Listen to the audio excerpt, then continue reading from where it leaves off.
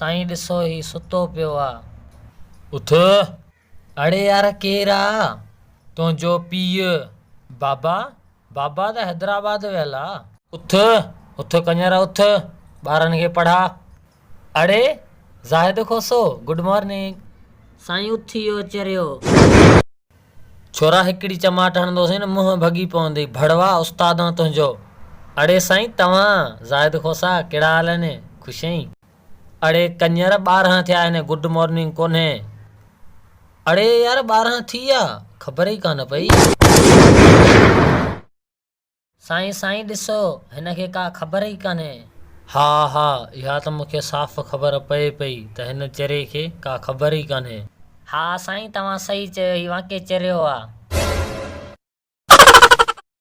लानत पवंदी ख़ुदा जी माठ कर। उहे चरिया हेॾां ॾिस। जी ॿुधा, मां जॾहिं तुंहिंजे क्लास में अचां थो तूं सुतो पियो आहीं। साईं कॾहिं? छा कॾहिं? छा कॾहिं? मूंखे यूनुस खोसो चई वियो आहे त असांखे पढ़ाए कोन थो। छा यूनुस खोसो कूड़ो आहे? ॿुधा। न साईं मिड़ई निंड अची वई। निंड करणी अथई त घर वञी कजां, स्कूल में न। ओ छोरा तूं घणो पियो ॻाल्हाईं? छा छोकिरो सही त चए पियो? हा हाणे स्कूल में सुतो आहीं न, मथे रपोट कंदुसि, ॿुधी छॾ। अड़े ज़ाहिद खोसा ईअं नाहे कबो। अड़े नाले सां सॾु छाजे लाइ थो करीं मूंखे? छो साईं गुनाह आहे छा?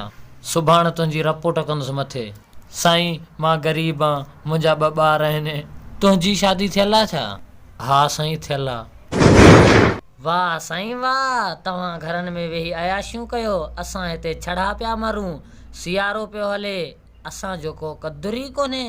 छोरा तूं वॾो हरामी आहीं। मुंहिंजी त शादी थियल आहे, मुंहिंजी मर्ज़ी, मज़ो वठां या न। अड़े मज़ो वठंदो आहीं त पोइ स्कूल में ॿारनि खे छा लाइ थो ॿुधाईं?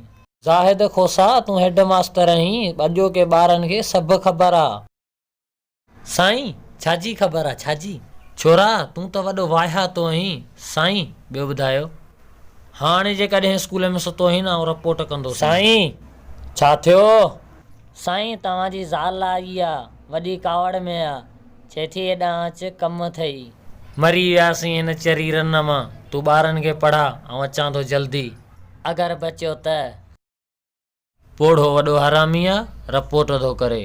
छोरा हाणे कंहिं बि आवाज़ कयो मुंहुं भंजंदोसांसि।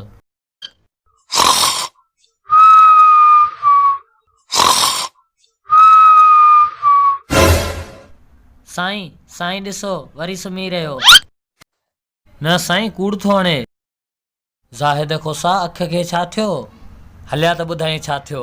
अलाड़े बाबाड़े, अलाड़े बाबाड़े, अलाड़े बाबाड़े।